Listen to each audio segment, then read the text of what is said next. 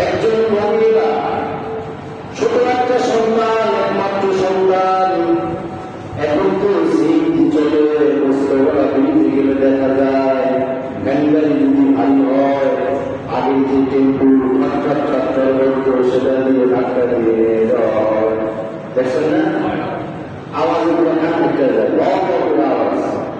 আগে তো পুরা রাস্তাঘাট পুরো গরম হয়ে যেত, টেম্পুর আওয়াজ করা।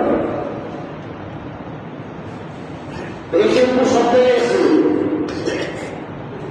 একজন মহিলা, তার ঘর রাস্তার কাছে ছিল, বাচ্চা মানুষের কাজ হইল যখন 2-3 বছর হয় ঘরে থাকতে চায় না, শুধু হাতে দৌড়াদৌড়ি করে।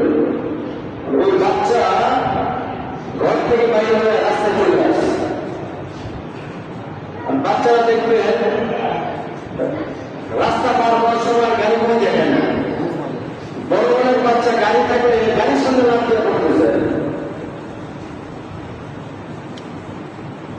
দূরের থেকে একটা বেবি স্পিডে চলতেছিল, সামনে কোনো ঝাম নাই, জ্যাম নাই। এখন এই বাচ্চাদের বেবিটা সামনে আসতে লাভ দিব, এটা তো বেবিটা বসতে পারে না, অনেক আগে ঘটনা। বেবি যখন সামনে আস, আল্লাহ কি কুদরতের কারিশমা, এই বাচ্চা হাত করে বেবির সামনে চলে আসছে। বেবি তো আর বন্ধ করে মুক্তি করা সম্ভব না, ধাক্কা লাগার সাথে সাথে না মুক্তাইটা বাচ্চা মারা গেছে। আর বেবিওয়ালা আজকে বেরো কালকে বেরো, দোস্তের বেবিওয়ালা না, কিন্তু মানুষ বিচার করতে দিচ্ছে। বেবিওয়ালা বাংলা দিব, রাস্তায় যদি কোনো মানুষ গাড়ি দেখলে গাড়ির সামনে যায়, গাড়ির আঘাত করে সে মারা যায়, দুনিয়ার বিচার তোর গাড়িকে অ্যাক্সিডেন্ট করলো। বিভিন্ন জায়গায় দেখবেন মানুষকে বাঁচানোর জন্য হোন্ডা রিক্সা ওটা বলা করে দিচ্ছে, ওটাকে বাঁচানোর জন্য বাসরা একটু বেলাইনে যদি নিতে যায়, ওই গাড়িটাকে বাঁচানোর জন্য একটু সাইড করতে যায়, ওটা গাড়িটা করে দেয়, তাদের সময় মারা যায়, হয় না? কেন? কারণ এই ছোট রিক্সা হোন্ডা যদি তার গায়ের উপর দিয়ে নিয়ে যাওয়া হয়, একটু বলে ওই বাসওয়ালাকে মারা দিয়ে তার পাশে হয়ে যাবে। এটা হলো জানতে হবে, সে যে এমন করে গাড়িতে উঠছে, রাস্তাতে উঠছে, এটা কিন্তু দোষ হবে না, বিষয়টা জানবে না। কারণ বর্তমানে বাংলাদেশের যুগ হলো হাতের আঙুল 5টা, কিন্তু এখানে 10জন মানুষ বলে না, এখানে 5টা না 6টা। ভাইসাল আমাদের এখানে 6টা, এটা বর্তমানে চলে না। মিথ্যা যদি 10জন মানুষ বলে, একজন সত্য বলে, ওই সত্যটা ভেঙে যায়, মিথ্যা ভাষা হবে, ঠিক না? এটা হলো বাংলাদেশের মুসলমানের অভ্যাস। এখন বেঙ্গলতে দেখছিস এই বাচ্চা মারা গেছে, মাকে খবর দেওয়া হয়েছে, মা বলতেছে 5 মিনিট আগে বাচ্চা আমার সাথে হাসাহাসি করলো, দৌড়াদৌড়ি করলো, বিরক্ত করলো, 5 মিনিট ব্যবধানে চলে গেছে। এটা আল্লাহ তরফ থেকে বলে আসছে। সবাই কাঁদতেছে, মা কিন্তু কাঁদে না। এলাকায় সবাই আসুন হয়ে গেল, গিয়ে যার পেটের সন্তান সে কান্দে না, দাদাই কান্দে, দাদি কান্দে, চাচাই কান্দে, চাচি কান্দে, মা কান্দতেছে না, বাবা কান্দে কান্দে বেরোস। মা একজন ধার্মিক মা ছিলেন, যখন দেখলেন 5 মিনিটের ব্যবধানে আমার বাচ্চা রাস্তায় অ্যাক্সিডেন্ট করবে, এতদিন অ্যাক্সিডেন্ট হয় না, বুঝে গেল আমার বাচ্চার হায়াত শেষ, এটা আল্লাহ তরফ থেকে ফয়সালা, আমি মেনে নিলাম।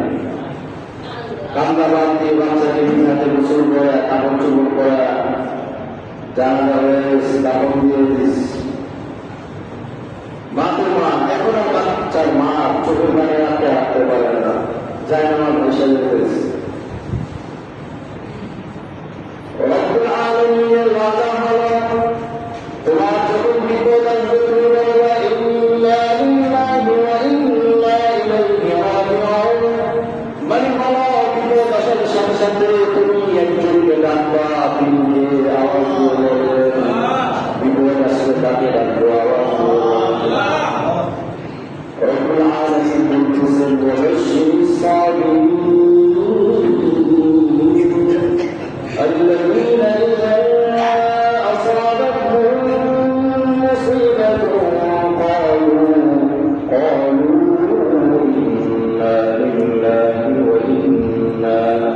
وإنا إليه راجعون أولئك عليهم صلوات من ربهم ورحمة وأولئك هم المهتدون رب العالمين বলতেছে যখন বিপদ আসবে সব বাদ দিয়ে যদি আলহামদুলিল্লাহ তিনি বলেন নাসবাহুয়ালা জোরে বলেন ও আল্লাহর বান্দি মনসিনারি মুখটাকে কাপড় দিয়ে চাপা দিয়ে আল্লাহর নির্ধারিত হয়ে বাচ্চাকে নিজের হাতে দাপন করলেন গোসল করালেন জীবনের সাদা কাপড়ের কাপড় পরিয়ে দিলেন দাপন হওয়ার পর বুকের চাপা কষ্ট এখন এমনি এমনি তিনি কাঁদেন নাই যাই নামাজ বিষয় নামাজের সংখ্যার মধ্যে আহ্বান করে আল্লাহর দরবারে কাঁদা শুরু করলেন রাতের বেলা কাঁদতে কাঁদতে শরীর ক্লান্ত হয়ে গেছে সারাদিনের দুঃখের কারণে যখন একসাথে চোখের পানি ছেড়ে গেছে শরীর ছাইড়া দিছে বিশাল মধ্যে সাথে সাথে ঘুম চলে আসে ঘুমের মধ্যে আল্লাহ স্বপ্নে দেখাই গেছে ওই যে ছোট সন্তান চলে গেছে ওই সন্তানটা সবুজ কাপড় পরে একটা সবুজ